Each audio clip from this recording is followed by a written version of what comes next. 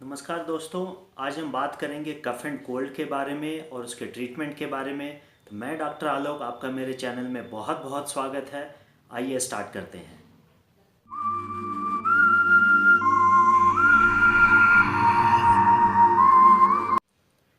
दोस्तों, ठंडी का मौसम आ गया है। सर्दी में कफ एंड कोल्ड की समस्या, सर्दी लगना, खांसी होना बहुत कॉमन देखी गई है।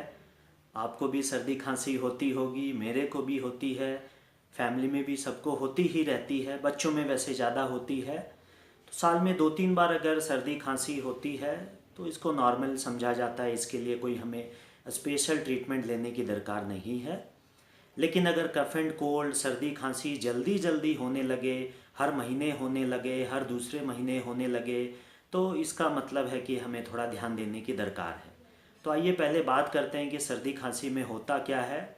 आप सभी को मालूम होगा, सर्दी लगने से सबसे पहले छींकें आने लग जाती हैं, नाक बहना चालू हो जाती है, किसी किसी केस में सर्दी में नाक जाम भी हो जाती है, या 2-3 दिन सर्दी लगने के बाद फिर धीरे धीरे नाक ब्लॉक होने लग जाती है।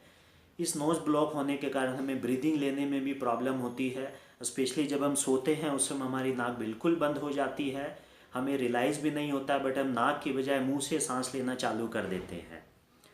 और खांसी होने से हमारे चेस्ट के अंदर कंजेशन हो जाता है, लंग्स के अंदर खांसी की घड़घड़ाहट आपको सुनाई देती है, बलगम जिसको बोलते हैं, फ्लेम जिसको बोलते हैं। और खांसी भी ये दो तरह से होती है, एक बोलते हैं ड्राई कफ, एक बोलते हैं वेट कफ। ड्राई कफ का मतलब हो गया सूखी खांसी, जिसमें आपको खांसी आएगी लेकिन आपका बलगम जो है, फ्लेम जो है वो बाहर नहीं आएगा। बहुत ज़ोर आपको लगाना पड़ेगा खांसते समय। खांसते खांसते आपके चेस्ट में, पेट में दर्द होने लग जाता है, और तब भी बलगम या तो नहीं निकलेगा या बिल्कुल थोड़ा सा निकलेगा। और वो बलगम जो है ज़्यादातर देखा गया है कि वाइट कलर का होता है। वेट खांसी में आपको खांसी के साथ में बलगम भी निकलेगा, थूक भी बार बार आपको थूकना पड़ेगा, बलगम निकालना पड़ेगा। और जब बलगम एक बार निकल जाता है तो आपको थोड़ा रिलैक्स फील होगा। फिर 5 मिनट 10 मिनट के बाद फिर से खांसी आना चालू हो जाएगी, बलगम होना चालू हो जाएगा, जिसको हम बोलते हैं वेट कफ। और ये खांसी सर्दी जो है बेसिकली एक्यूट कोल्ड या कफ और क्रॉनिक कोल्ड या कफ में भी हम इसको बात करते हैं। एक्यूट का मतलब जो सर्दी या खांसी आपको अभी अभी हुई है, कुछ दिन हुए हैं, मे बी 4-5 दिन हुए हैं, हफ्ता भर हुआ है या 10 दिन हुआ है आपको सर्दी खांसी होके, तो इनको एक्यूट कफ बोला जाता है, एक्यूट कफ एंड कोल्ड।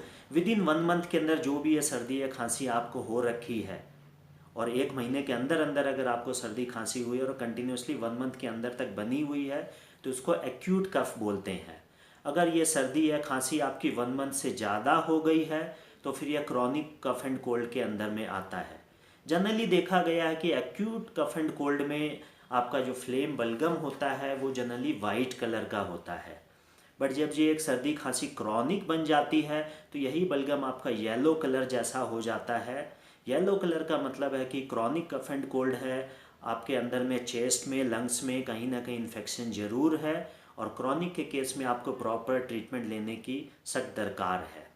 और जनरली देखा गया है कि कफ एंड कोल्ड अगर रेगुलर होते हैं, हर दूसरे महीने तीसरे महीने होने लग जाते हैं, अगर क्रॉनिक कफ एंड कोल्ड हो जाता है, तो सर्दी के केस में बहुत बार ये साइनस का रूप ले लेती है। आपकी नाक हमेशा ब्लॉक जैसी आपको फील होगी। खाली एक ही नाक से आप ब्रीदिंग लेंगे, कुछ घंटे के बाद देखेंगे वो नाक फिर से ब्लॉक हो गई है, आपको कोई नेज़ल ड्रॉप डालनी पड़ती है उस नाक को ओपन करने के लिए। और फिर धीरे धीरे वो आपका बलगम जो है यहाँ पे जमा होने लग जाता है, जो कि फ्यूचर में साइनस का रूप ले सकता है। तो इस चीज़ के लिए हमें प्रॉपर ट्रीटमेंट की दरकार होती है। और उसी तरह से अगर आपको रेगुलर खांसी होती है तो देखा गया है कि वो जो बलगम है जिसको हम फ्लेम बोलते हैं, वो आपके चेस्ट में जमने लग जाता है, लंग्स में, फेफड़ों में जमने लग जाता है, जिसके कारण लंबे समय तक अगर ये समस्या आपकी बनी रहे तो यही समस्या जो है बाद में अस्थमा का रूप ले लेती है, जिसके अंदर लोग इन्हेलर यूज करते हैं। तो आज हम कुछ होम बेस्ड ट्रीटमेंट के बारे में बात करेंगे। अगर आपको कफ एंड कोल्ड हो गया है तो किस तरह से इसको हम नॉर्मल होममेड रेमेडी से ठीक कर सकते हैं। तो आइए बात करते हैं। बहुत ही सिंपल चीज़ मैं बताता हूँ। सबके घर में घी मौजूद रहता है। 1 स्पून आप घी ले लें, उसको थोड़ा सा ल्यूक वार्म कर लीजिए। नॉर्मल घी चलेगा, देसी गाय का घी हो तो बहुत ही अच्छा है। 1 चम्मच घी लेके हल्का सा गुनगुना करके कटोरी में डाल लें।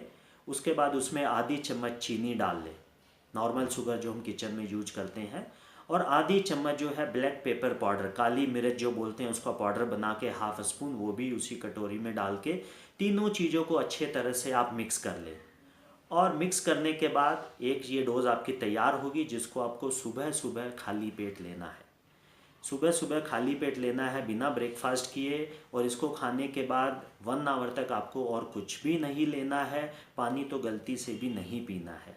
एक डोज़ आप ये सुबह ले लें, इसी तरह से एक डोज़ आप बना के लंच के 1 घंटे के पहले ले लें, और यही एक डोज़ ऐसी बना के डिनर के 1 घंटे के पहले ले लें।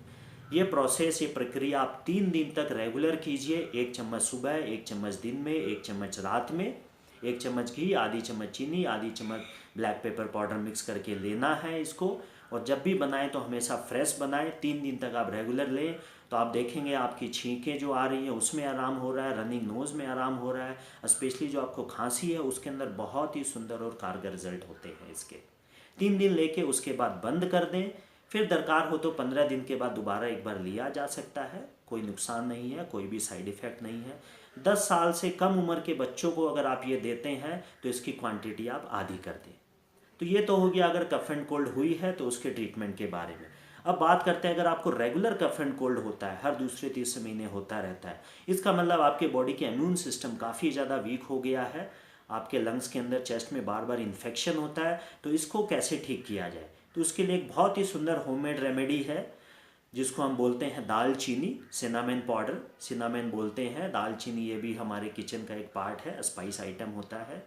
मैं इसकी फ़ोटो यहाँ लगा दूंगा। सिनामेन जो है एक ब्राउन कलर की लकड़ी की तरह होती है, पतली पतली।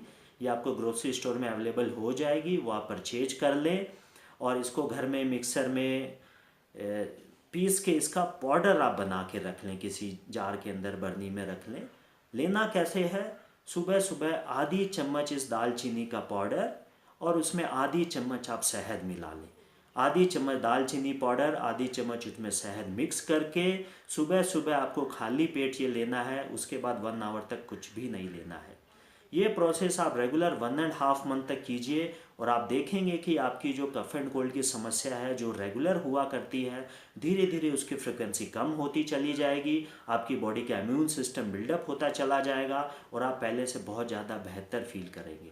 ज़्यादा से ज़्यादा ये प्रोसेस जो आप 2 मंथ्स तक ले सकते हैं। 2 मंथ्स तक लेने के बाद एक बार आप इसे बंद कर दें, 1 मंथ तक बंद रखें। उसके बाद आपको लगे कि फिर से सर्दी खांसी की हल्की हल्की शिकायत हो रही है, पहले से तो आराम है बट 50% आराम है या 60% आराम है या 70% आराम है, तो 1 मंथ का गैप देने के बाद फिर से आप ये प्रक्रिया 1.5 मंथ या 2 मंथ्स तक कर सकते हैं। पूरे साल भर में 2 से 3 बार आप इस प्रोसेस को रिपीट करें तो आप देखेंगे आपकी समस्या ऑलमोस्ट ख़त्म जैसी हो चुकी है। रेगुलर कफ एंड कोल्ड में आपको बहुत सुंदर रिलीफ मिलेगा। बहुत ही कारगर थ्योरी है, बहुत ही अच्छी थेरेपी है।